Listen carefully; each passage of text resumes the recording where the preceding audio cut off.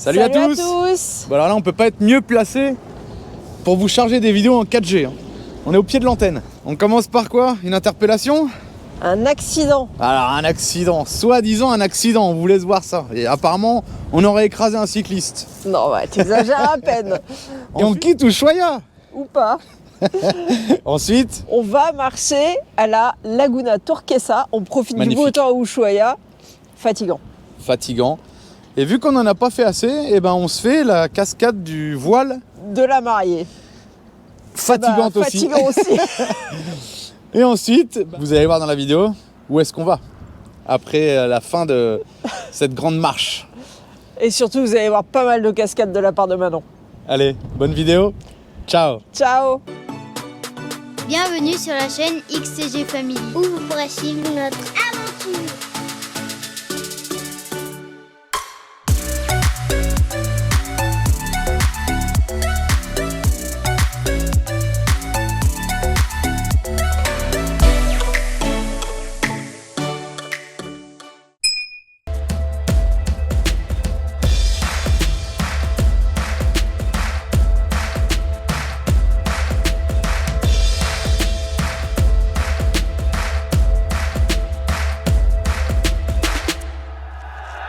Bon, faut quand même qu'on vous filme ça quand même, parce que là on est quand même avec la police, ça fait quoi, une heure?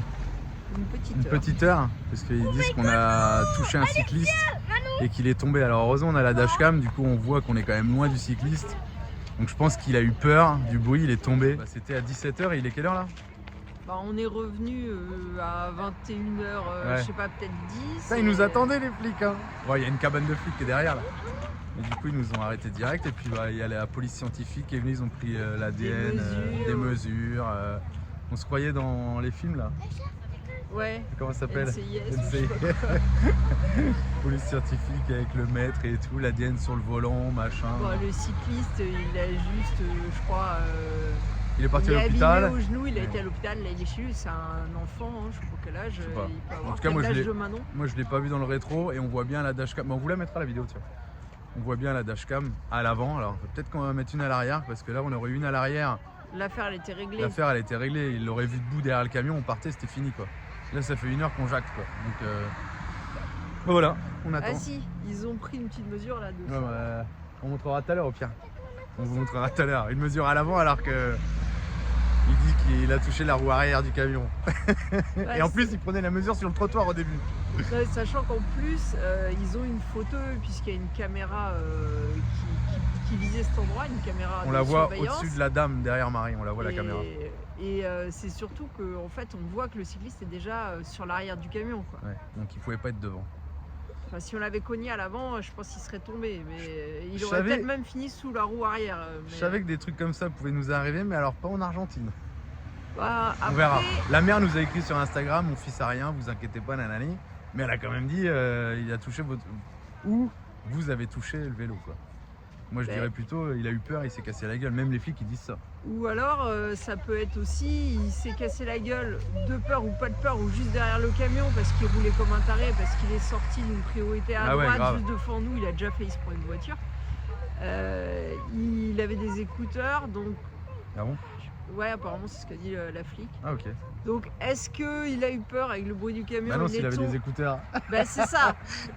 On sait pas. Donc en fait. peut-être que tout simplement il a cassé son vélo aussi, il a flippé, il a dit à ses parents c'est la faute au gros camion. On sait pas. C'est facile aussi, tu On vois. verra. Et en fait le problème c'est que Le quand gros c'est camion, il a comme bon dos. ça, ben, tu peux rien prouver. Bah, Mis à part avec une caméra. Et c'est vrai que sur la caméra il est très loin du côté du camion, à l'avant. Donc on va essayer de trouver une caméra arrière. Donc conseil aux voyageurs, Caméra. la dashcam finalement elle peut servir, mais peut-être il en faut même deux, même Ouais, si ça vous une à sert l'arrière, jamais. une à l'avant quoi. C'est un truc con parce que c'est très dur à prouver, C'est même clair, impossible en c'est fait, clair. tu peux pas. Donc on verra.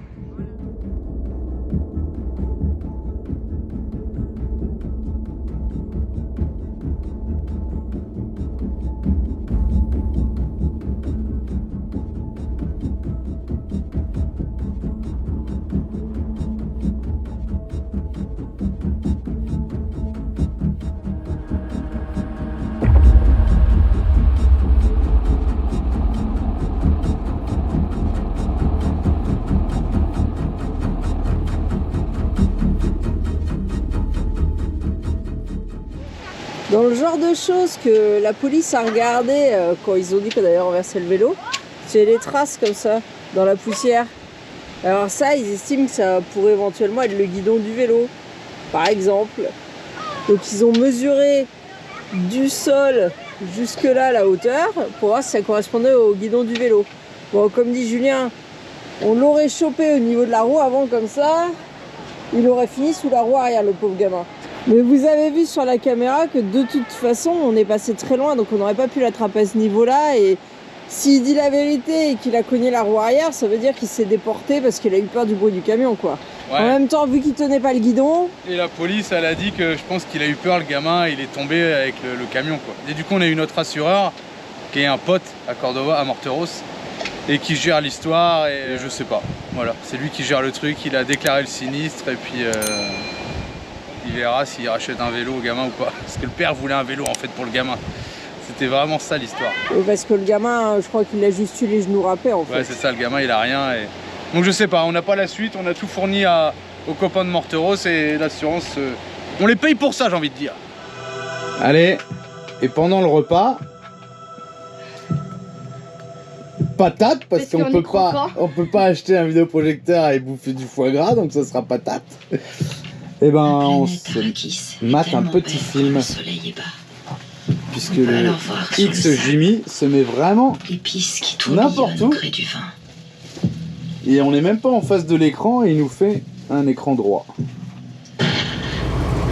Cette fois c'est la bonne, on quitte déjà notre petit campement au bord de la rivière et on va aussi quitter Ushuaia, et comme il fait super beau, on va en profiter pour faire une petite marche jusqu'à la Laguna Turquesa et pique-niquer là-bas. On quitte Ushuaia sous le soleil. On est finalement assez content d'être venu à Ushuaia. La ville, elle est pas si blindée de touristes que ça. Alors oui, il y a des touristes, hein, c'est sûr que c'est quand même la ville la plus touristique, je crois, qu'on ait croisée. Mais comme il y a beaucoup d'attractions touristiques qui sont autour de la ville, des randonnées essentiellement, et ben honnêtement c'est quand même assez agréable. Alors aujourd'hui, pas trop de gros ferries, mais je crois que ce qui caractérise le plus Ushuaia, c'est tous ces ferries de tourisme qui n'arrêtent pas de rentrer et de sortir du port. C'est fou, je crois que je suis jamais restée aussi longtemps dans une ville où il y avait autant de bateaux qui circulaient, quoi. On en voit là-bas au port, il y en a un gros par là-bas là. Puis vous voyez aussi tous les containers là. En termes de paysage, je dirais pas que Ushuaia c'est un truc de ouf. C'est beau, c'est très beau. On peut retrouver peut-être le même genre de paysage, je pense, en Europe au niveau des montagnes.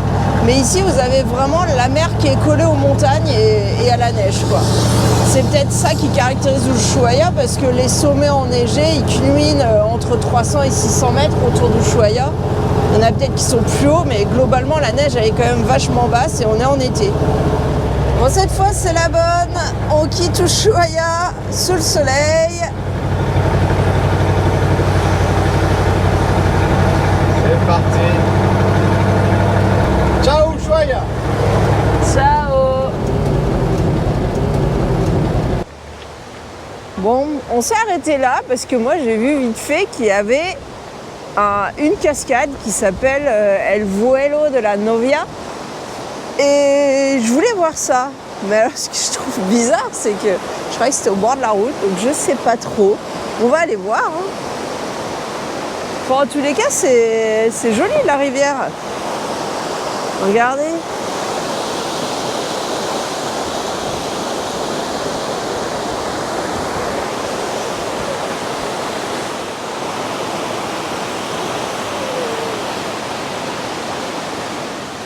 Vélo de la Novia. Si, c'est bien écrit, donc c'est bien par là. Je crois que ça veut dire le voile de la fiancée, de l'amoureuse, de la copine. Je sais pas comment on peut traduire ça. Ah, 40 minutes en fait. Ouais, là, donc là, faut choisir. Regardez, moi je pensais que c'était au bord de la route. Mais non. Donc non, je crois qu'on va aller faire l'autre. Hein. Bon, on va voir ce qu'on fait. On n'est peut-être pas parti d'Ushuaïa encore. Si. Parce que honnêtement, je pense que je préférerais aller à la lagune pour se poser, pour manger. Je pense que ça sera plus sympa. Parce que si c'est la cascade à laquelle je pense, on risque d'être dans les arbres. Et ça sera pas cool d'être à l'ombre parce qu'il fait quand même pas forcément très chaud à Ushuaïa quand vous êtes à l'ombre. Donc on va aller à la Laguna Turquesa. On va manger là-bas notre pique-nique à 15h parce qu'à mon avis, le temps qu'on y arrive, il sera 15-16h. On va revenir et si on est encore motivé, on se fera celui-là parce que il n'y a pas beaucoup, c'est 1 km 2 aller, je crois. Il y a 40 minutes et il y a marqué que c'est facile. Donc je pense que soit on va pas le faire, soit on le fera après la Laguna Turquesa. Et en Argentine, vous pouvez remarquer qu'on ne ferme pas les véhicules. Et là où on était, en fait, il y a l'eau du glacier qui est purifiée. Anoka. On se lance dans la marche de la Laguna Turquesa. Ça devrait être plus facile que la Laguna Esmeralda et surtout que le glacier Martial. On va vous dire. Donc le chemin, c'est à peu près 360 mètres de dénivelé sur 1,5 km. Et l'aller-retour, ça nous fera... Ils annoncent 3h20 pour 3 km. On verra, à vous dire. Alors Alex, première randonnée avec ses chaussures. Comment les appellent tes chaussures? Des Courvites. Et Alicia avec ses nouvelles Crocs parce qu'on a renouvelé. Il n'y a que Manon. Parce que ça coûte pas cher. On n'a pas pu trouver des Crocs à sa taille, mais on va en acheter. Ouais, Ushuaïa, c'est quand même moins cher parce qu'il n'y a pas les taxes. Alors ça monte, hein. Dès le démarrage, ça te met dans l'ambiance, ça monte. Oh putain, 1,5 km comme ça. Aïe. Allez, on y va. En plus, on a la dalle, il est 1h30, on n'a pas mangé, quoi. On va le mériter, notre sandwich. C'est la même chose qu'au glacier, 600 mètres en 3 km. Bon, bah là, 300 mètres. 1,5 km. Voilà. C'est la même marche qu'au glacier. Ils avaient dit que c'était facile. Bon, alors, vous remarquerez, on s'est tous pris des branches qui traînaient pour se faire des bâtons de marche. Parce que là, franchement, ça grimpe. Et le pire, c'est au niveau de la descente. Parce qu'on ne peut pas se freiner et ça fait très mal aux genoux. Donc, bah, cette fois, on s'équipe tous d'un bâton de marche. Il n'y a que Manon qui n'a pas encore trouvé son bonheur. Et en plus, on en a des bâtons de marche au camion. Bon, et ils sont cool. Ils ont fait une espèce de petit creux dans la montée, ça aide. N'empêche que ça monte. Hein.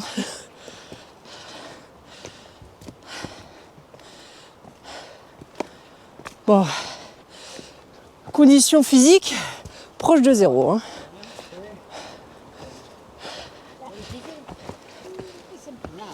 Igual que esto, te va quemando las piernas la subida.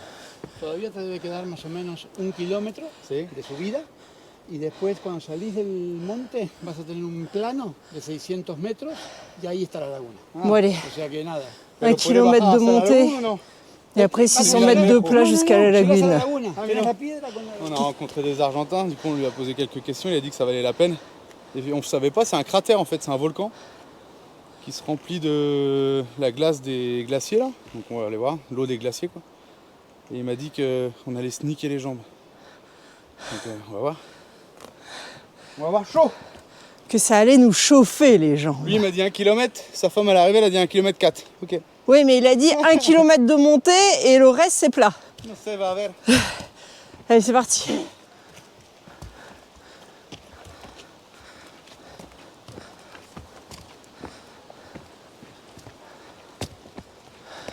Ça grimpe, ça grimpe. Oui, ça grimpe.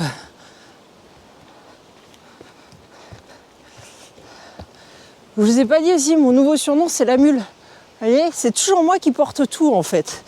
Est-ce que le sac à dos il est trop petit pour moi? La prochaine fois on prendra l'autre sac à dos. Allez vamos. Oh là là, comment ça grimpe encore là. Grave. Il nous reste 1 km 4. Tant qu'on est dans la forêt, je crois que ça grimpe. Ouais, c'est mignon. Il y a des petites cascades en cours de route. J'ai plus de souffle, je suis morte.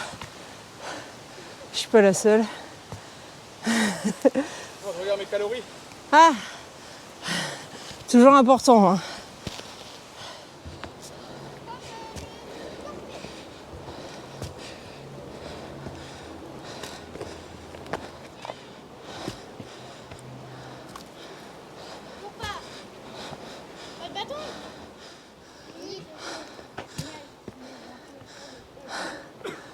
Ah, je suis en pause. Regardez un peu le vent. Les arbres ils craquent.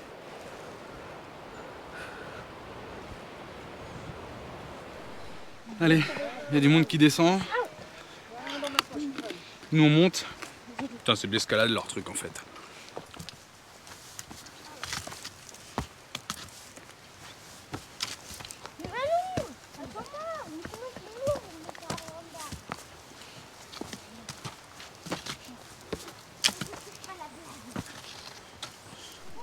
Et c'est rigolo, il y a pas mal de gens qui font de la rando avec des enceintes Bluetooth. On voit pas ça en France, à moins que ça ait changé, mais beaucoup font des randos avec de la musique.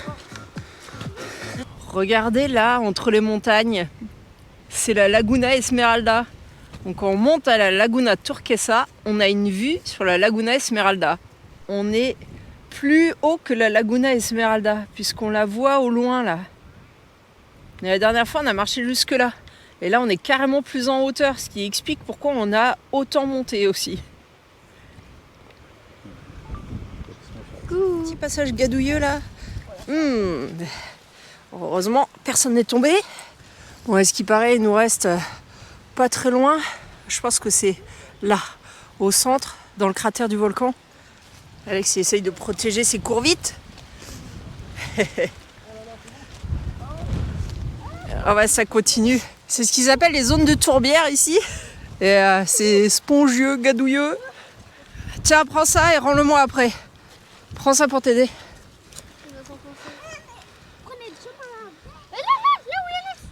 Ah mais grave, c'est le seul qui réfléchit en fait.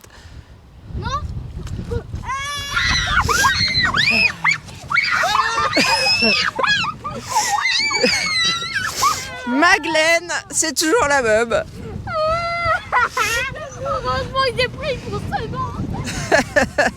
J'ai de la force moi là. J'ai vraiment de la force là.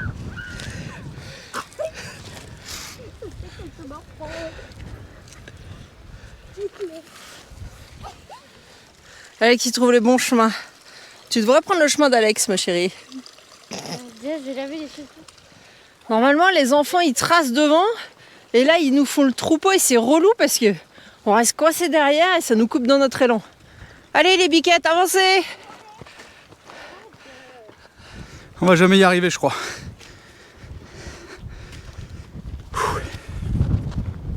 Ça va te chauffer les cuisses, tu disais. Bah oui, tu m'étonnes.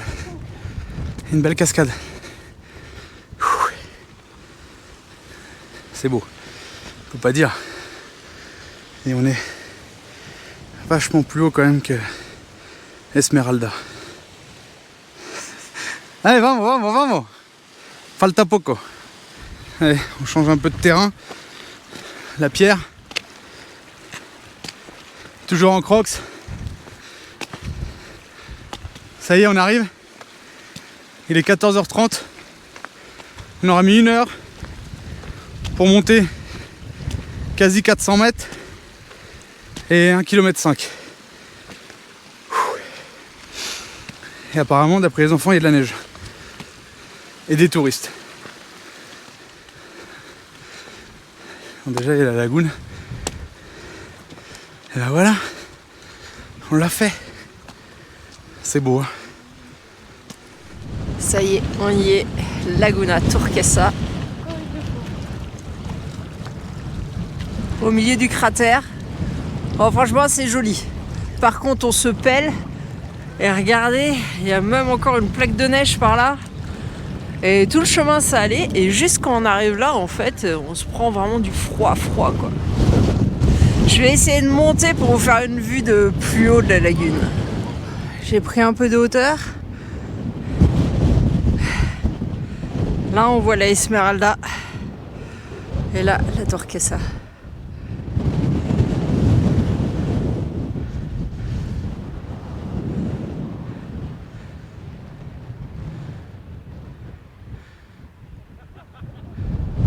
Il ne nous reste plus qu'à redescendre pour pique-niquer un peu au chaud.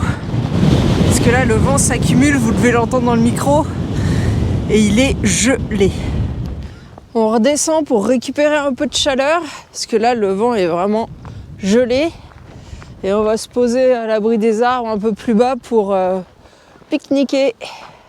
Je pense qu'on va se poser là. On devrait être abrité du vent. Oh la vue qu'on a! C'est vrai qu'on a une belle vue pour l'Empas du Midi. Je peux vous dire qu'il fait froid. Hein. J'ai le doigt blanc. Allez, on va manger. Bon voilà, on vous partage notre petit coin pique-nique. Là, la Laguna Esmeralda. Et là, la XTG. Bon appétit. Et ce qui est dingue, c'est qu'on se gelait là-haut. Mais il y a quoi, il y a 300 mètres. On a fait 300 mètres, on est redescendu un peu. Et ici, honnêtement, assis dans l'herbe, eh ben, on est bien au chaud. Alors, il y a toujours un petit vent frais, mais la terre nous réchauffe, donc c'est cool. C'est un piège. Dirais-moi quand je fais caca. Dégueu. C'est vraiment un piège. Alors, c'est moi qui porte toutes les affaires. Et on descend de la Laguna Turquesa. Bueno, buscamos en Google la señorita milanesa. Et la milanesa napolitana. Papa, c'est votre Et Manon. Qu'est-ce qu'il fait? Il fait du sport. Et là aussi. Oh, il a remarqué. Filme bien. J'essaie de filmer bien. Alex. Moi. Manon.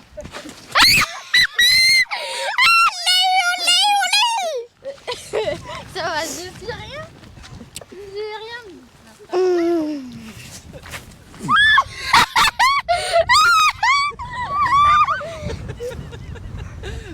Ah, c'est trop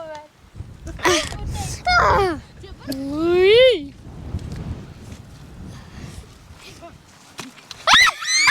Alex.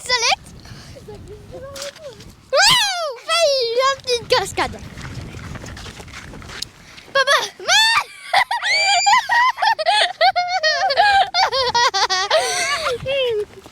C'est vraiment pas nécessaire pour faire ça. Hein. Bah non, hein. Ah bon. Moi et Alex. Oui. Bah. Oh. Moment critique. Tara. Acá hay un camino seco. Par là. Oh, calécro. Allez. Non, elle est pas si facile. Alex, il va pas voir qu'il y a un trou. Alex.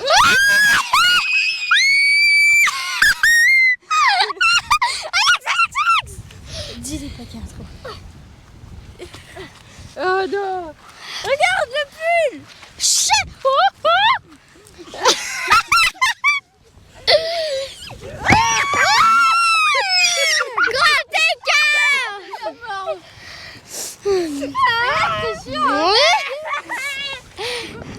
Elle est plus habile en crocs qu'en converse. Constatation. Et là, c'est parti pour la forêt. Et ça va cailler. Parce qu'autant on avait chaud à la montée, autant là, on est un peu gelé là. Ah, mais dans la forêt, il n'y a pas de vent, on est abrité. Allez, on est reparti. Normalement, maintenant, on n'a plus que de la descente, mais en descente, c'est pas forcément beaucoup plus facile non plus.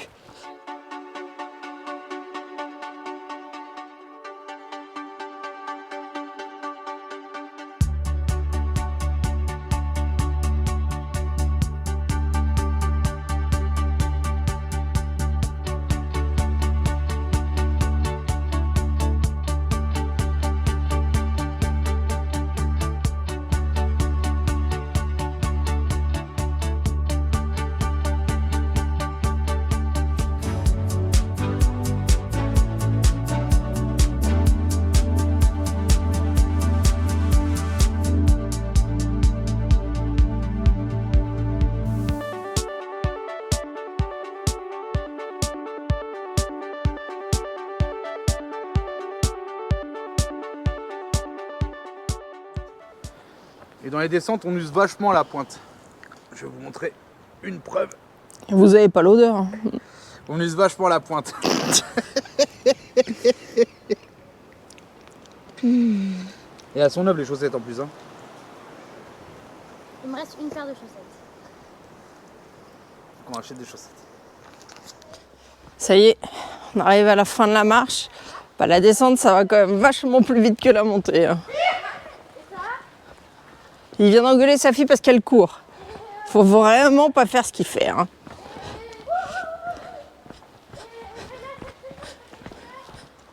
Ça sera pour les prochains. Ah bah, le tas de bâtons de marche, on aurait dû s'approvisionner là au démarrage. Donc on a mis combien de temps?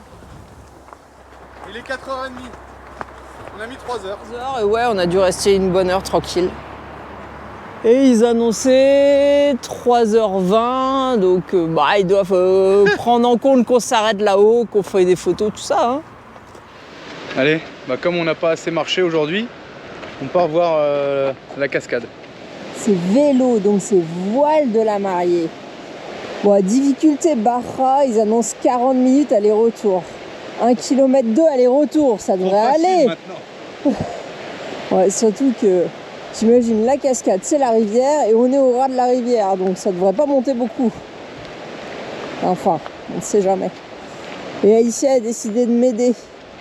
Parce que c'est toujours moi qui ai le sac à dos, bah, elle l'a pris pour la descente tout à l'heure et encore elle le prend maintenant.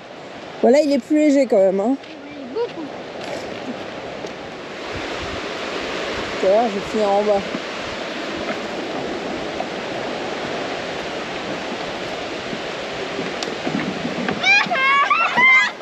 Toujours la même, vous aurez remarqué. Oh non, encore une montée. Motivation.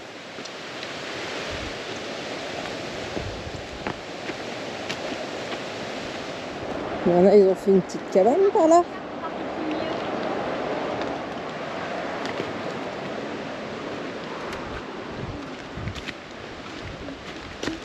C'est bien? C'est minuscule. Ouais. Elle est minuscule. Bon, d'un autre côté, pour qu'il y ait une cascade, il faut bien qu'il y ait un dénivelé. Hein. Bon, bah on monte alors.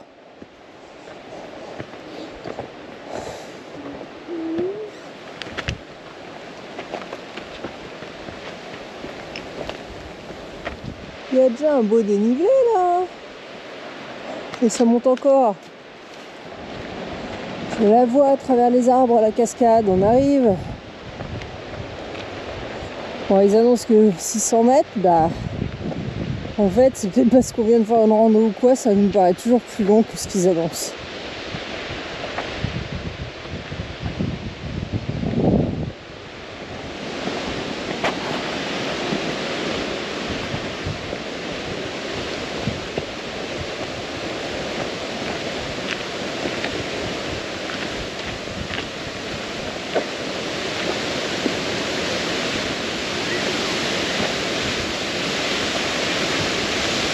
Voilà. Le voile de la mariée. Elle a une sacrée traîne. Hein. Ah, regardez, ça commence même de là-haut. Et ça continue encore en bas. Ah, c'est une grande cascade quand même. Ouais, comme partout, il y a toujours un petit peu de touristes. Il y en a même qui descendent par là, jusqu'en bas. Bon, honnêtement, vu qu'on s'est déjà fait une rando, on va pas le faire parce que on est mort et ça a l'air un petit peu galère à descendre, alors avec les enfants encore plus. Donc on va se contenter du point de vue d'ici.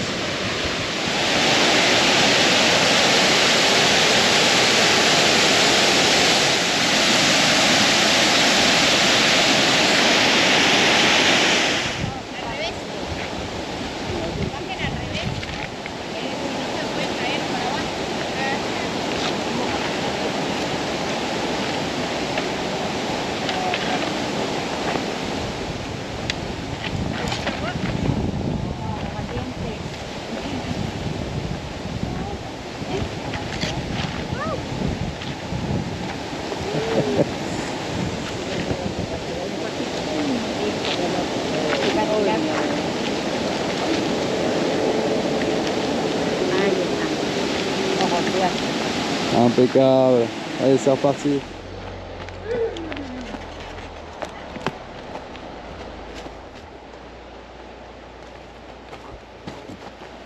Quand on part en randonnée, on a des gourdes Berquet filtrantes. Et regardez comment ça marche. Alors on n'a pas de partenariat, mais je fais de la pub pour Aponio en Bretagne. Si vous cherchez du matériel Berquet, franchement, appelez-les.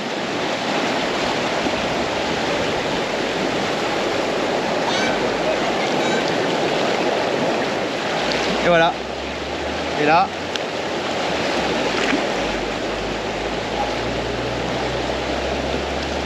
Pétacoula.